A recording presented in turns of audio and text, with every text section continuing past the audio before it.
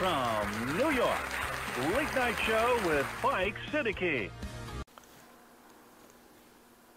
Bismillahirrahmanirrahim.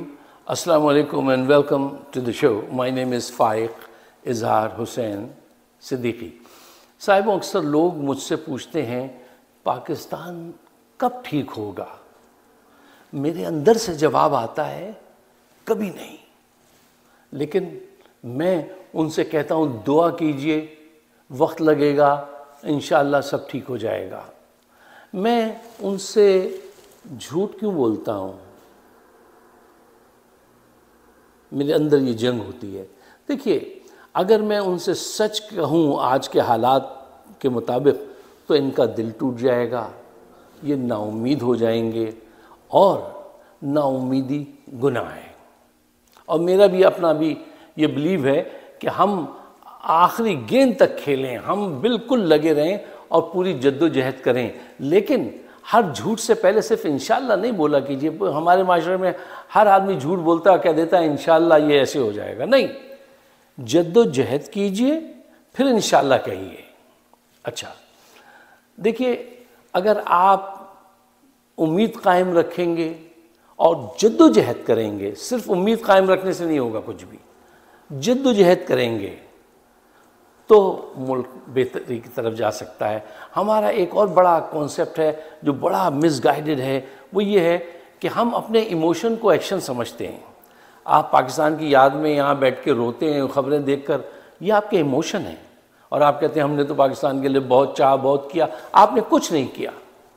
क्या आपने वहाँ पे कोई स्कूल खोला, कोई हॉस्पिटल बनाया, कुछ लोगों की मदद की, कुछ जहनों की तामीर की? कुछ भी अगर काम नहीं किया है तो वो आपके इमोशन हैं जो आपके जहन और दिल में है, एक्शन नहीं है। एक्शन लीजिए पाकिस्तान के लिए, हक़ की खातिर खड़े होना सीखिए कि इस वक्त वहाँ पे सच और झूठ में एक जंग चल रही है। अब आप अपना वज़न अगर पाकिस्तान के लिए कुछ करना चाहते हैं ना सच्चाई से, तो हक़ की तरफ खड़े हो जाइए। ये बात है। अच्छा, इससे पहले कि हम मज़ीद गहराई में उतरें, 3-4 अहम पॉइंट मैं चाहता हूँ आपके सामने रखूँ। आप इनको जहन में सजा लीजिए तो फिर बात करनी आसान हो जाएगी और हम कम वक्त में ज़्यादा कम्युनिकेशन कर पाएंगे। पॉइंट नंबर 1, सच बोलने वाले का कोई एजेंडा नहीं होता। ट्रुथ हैज़ नो एजेंडा, ये एक सेइंग है। नंबर 2, कुछ लोग सच बोलना सुनना पसंद नहीं करते, वो अपने बिलीफ पे रहते हैं। वो कहते हैं हम चोरियां चकारियां कर रहे हैं, आपको इससे क्या मतलब, आप हमारे सामने सच मत बोलिए, हमें अच्छा नहीं लग रहा। ऐसी बड़ी तादाद है। और पॉइंट नंबर 3, आधा सच जो होता है वो बहुत ख़तरनाक होता है। जब भी सच बोलिए पूरा सच बोलिए, आधा सच बहुत नुकसान पहुंचाता है। साहिबो, देखिए, सच जानने से आप ग्रो करते हैं, अपनी गलतियों को तस्लीम करते हैं, उनसे सीखते हैं। आपके सोशल बॉन्ड्स जो हैं वो सोसाइटी के मजबूत होते हैं। इसलिए मैं ये बात आपके सामने रख रहा हूँ। और ये भी फैक्ट है कि आप अपनी कामयाबी से इतना नहीं सीखते जितनी अपनी नाकामियों से सीखते हैं। हम पाकिस्तानी बहैसियत कौम हकीकत पसंद लोग नहीं हैं, जज्बाती लोग हैं, फैंटेसी वर्ल्ड में रहने वाले लोग हैं। आप हमारा जो रवैया है अगर उसको चेक करें, सोशल उसमें एक्सपेरिमेंट हैं बहुत सारे, आप भी देखिएगा जाके, वो ये है कि आप मुझे झूठी तसल्ली दे दीजिए, मैं सो जाऊं भले मैं डूब जाऊं, मेरे सामने अगर आपने सच बोला तो मैं मर जाऊंगा। हम इस मिजाज के लोग हैं, जबकि सच बोलने से सुनने से बेपनाह फ़ायदे हैं। पाकिस्तान को हुक्मरान और अशराफिया जो मिले हैं इंतहाई डम लोग हैं, डम, और अवाम इंतहाई ज़हीन। अच्छा, अब आप कहेंगे कि अगर ये इतने डम हैं तो इख्तिदार में कैसे आ जाते हैं? आप उन लोगों को, उस अशराफिया को और इख्तिदार के लोगों को डम कह रहे हैं? जी हाँ, प्रूफ है मेरे पास। देखिए, एक वो तबका है जिसके पास गन है, फौज के लोग, वो जो आके इख्तिदार पर काबिज होते हैं, वो बिकॉज ऑफ पावर आते हैं।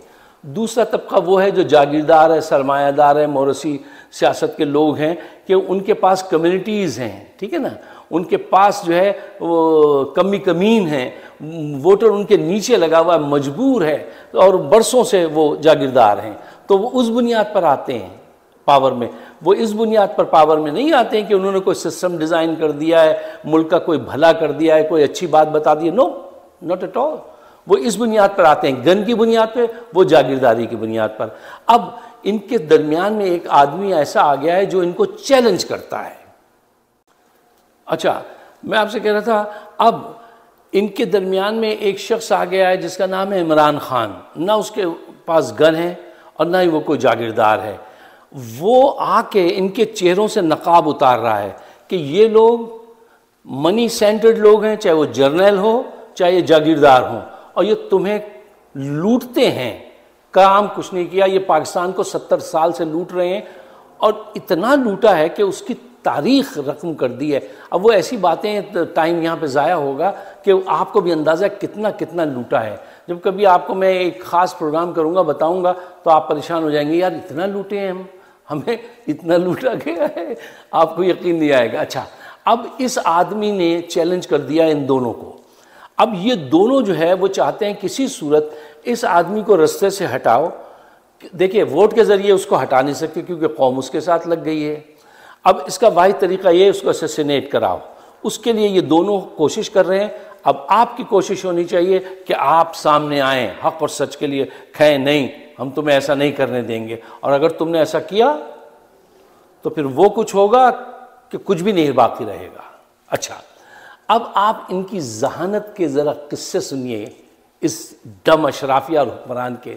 देखिए, एक ऐसा आदमी जिसकी दयानतदारी को पूरी दुनिया नंबर 1 मानती है, ठीक है, उस पर 74 मुकदमात कायम कर दिए। और अभी जो एक मुकदमा चल रहा है उसको अगर कोई जज सुने, सच्चा जज हो, तो वो इनकी तशरीफ़ पे कहें, इनके 76 मारिए, ये कौन सा मुकदमा लाए हैं। वो मुकदमा क्या है? वो मुकदमा ये है कि साहब, एक शख्स था, वो अपने घर में बैठा टीवी देख रहा था। उसने देखा कि इमरान खान जो है वो पाकिस्तान के इदारों को बुरा भला कह रहा है कि करप्शन करते हैं, ये। उसको बड़ा दुख हुआ कि हैं ये हमारे इदारों के मुतालिक झूठी बातें कर रहे हैं, गलत बातें कर रहे हैं। वो पहुंच गया थाने, उसने जाके कटवाई FIR, और उसकी FIR फ़ौरन काट दी उन्होंने, किसी की नहीं काटती, उसकी काट दी। फिर जज के पास गया, जज ने कहा ये ऐसा ख़तरनाक आदमी इदारों के ख़िलाफ़ बात करता है, इसके नाकाबिल ज़मानत वारंट जारी किए जाएँ। उनके वारंट जारी कर दिए गए। कहानी यहाँ पे ख़त्म नहीं हुई, अब और आगे बढ़ती है जनाब। उसको पकड़ने के लिए बख्तर बंद गाड़ी जमान पार्क में ले आए, बख्तर बंद गाड़ी। उसके अलावा 1300 पुलिस जो है ऑफिसर या पुलिस वहाँ से लाए, बलूचिस्तान से, और पंजाब की पुलिस भी जमा की। सब लाइन बना के खड़े हो गए डंडे लेकर। उसके अलावा जेल ले जाने वाली वैन और वो जो वाटर कैनियन होती है, वो पानी फेंकने वाली बड़ी खौफनाक किस्म की एसिड के साथ, वो सारे ट्रक्स वगैरह सब आगे खड़े हो गए और अब उसको पकड़ना चाह रहे हैं कि जिसने इदारों के ख़िलाफ़ बात की है। जैसे ही ये आगे बढ़ते हैं, जाके देखते हैं कि वहाँ आवाम इतनी बड़ी तादाद में खड़ी है और आवाम की आंखों में इनको ऐसे शोले नज़र आते हैं कि अगर एक कदम और बढ़े तो वो तुम्हें चीर फाड़ देंगे। वहाँ से ये ऐसा भागते हैं कि आप सुन के शर्मिंदा हो जाएंगे। ये हमारे पुलिस वाले हैं, ये हमारे कानून नाफिज कराने वाले हैं। ये समझ जाते हैं कि जिस दिल से, जिस रिवेंज में ये आवाम खड़ी हुई है, अगर हम आगे बढ़े ये हमारी वर्दियाँ फाड़ देंगे, हमारा असला हमसे छीन के हमें मारेंगे। ये हालात वहाँ पहुँच चुके हैं। ये आप ज़रा देखा कीजिए। हाँ, इन्होंने क्या किया है कि अशराफिया ने मीडिया को हायर कर लिया है, और बड़े शर्म दुख की बात है यार, हमारे अखबारात थे जो बिक गए। जियो जैसा टीवी चैनल, मीर साहब याद आते हैं, किस कदर बाउसूल आदमी थे। अब इन्होंने उन सारे चैनल्स को ख़रीद लिया है। अब वो आवाम को कुछ और पिक्चर दिखाते हैं, लेकिन खुदा का करना देखिए कि जब उसको सच सामने लाना है तो सोशल मीडिया का वजूद सामने आ गया, और सोशल मीडिया के ज़रिए आज ख़बर एक पल में दूसरे एंड पे पहुंचती है दुनिया में, कोई मसला ही नहीं है। अब ये जंग जो है ये हारते जा रहे हैं। इनको मज़ीद हराने के लिए आप क़ुव्वत पकड़िए। अगर आपको पाकिस्तान के हालात बेहतर करने, फिर वो एक मासूम खातून पर हमारा महकमा जो है, हमारी खुफिया एजेंसीज काम कर रही हैं और उसको आगे प्रोजेक्ट कर रही हैं, और वो देखिए कितना नुकसान पहुंचा रही है अपनी जमात को। नून लीग के खिलाफ बोलने की कोई ज़रूरत नहीं है पीटीआई वालों को। देखिए उन्होंने कल फरमाया कि पनामा में आसिफ खोसा वो जस्टिस थे, उन्होंने नवाज शरीफ साहब के साथ ज़्यादती की। कोई और पॉलिटिशियन होता वो इस मौके पे ये जिक्र करता? पनामा का केस दब चुका है, बहुत से लोग भूल चुके हैं इस खातून के दिल में क्या आई जो इसने आगे कहा पनामा में भी नवाज शरीफ के साथ ज़्यादती हुई। पनामा कोई पीटीआई ने थोड़ी करवाए थे वो पेपर लीक्स, वो तो जर्मन पब्लिशर था, उसने करवाए थे, और उसने पूरी दुनिया के तकरीबन टैक्स वाले बहुत सारे और 200 ऐसे हुक्मरान और पावरफुल लोगों के नाम थे कि जिनमें आपके पिताजी नंबर 10 में 1 to 10 में टॉप पर रहे हैं, और उनकी तस्वीर आपके पिताजी की हर मुल्क में छपी है, हर मुल्क में छपी है कि ये आए हैं नंबर 1 करप्शन में। ये जिक्र इसने किस लिए किया मुझे बताइए, इसके एडवाइजर कौन हैं? ये लोग पाकिस्तान को फायदा पहुंचाएंगे जिनकी आईक्यू, किसी दिन आईक्यू टेस्ट कराया जाए इन सब का कि भाई आप इस काबिल भी हैं कि नहीं हैं। किरदार का तो टेस्ट हो चुका है, वो तो खुद से आपको पता ही है सारे, मैं क्यों कहूँ कि अच्छा नहीं, अच्छी बात नहीं है। अच्छा, लेकिन आईक्यू के टेस्ट ज़रूर कराए जाए इन सब के कि भाई ये हुक्मरान जो हैं, एक महकमा है एजेंसीज का जो ऐसे वाक़यात कर रहा है कि अचानक एक आदमी की गैरत जाग रही है, वो जाके FIR कटवा रहा है और आप बख्तरबंद गाड़ी लेके पहुंच रहे हैं और 74 मुकदमा डाल रहे हैं उस आदमी पे कि वो उसी में नाचता रहे और उसको उससे फ़ायदा हो रहा है। अच्छा, वो एक ज़हीन आदमी ऐसा है कि वो इनकी गलतियों को अपनी कामयाबी की सीढ़ी बना देता है फ़ौरन, और उससे और ज़्यादा लोग उसकी फेवर में आते हैं।